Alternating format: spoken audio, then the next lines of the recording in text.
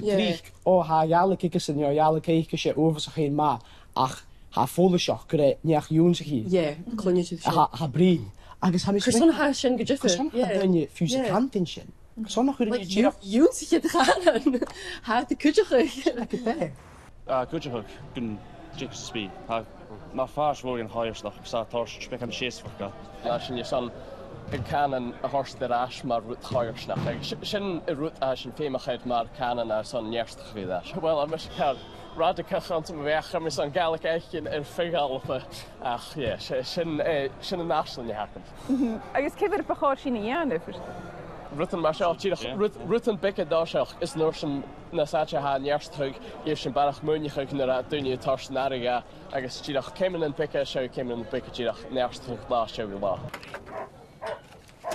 Ga je tot duine go bhríá. Má bh na ag de fan tú can a henna de henne war, ba mí cre go mú go bhrín tóharachach, me nach chaleg de farm duine a cóí fat nuúr a bhí go bhrín. Are you the same? Yeah, I agree.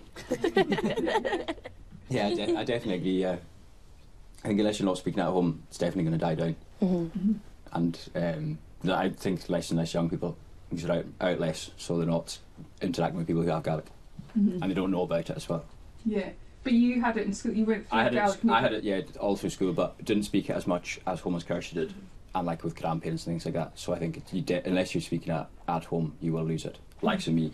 My mother, she's a Gaelic teacher, so she'll be raging when she sees this.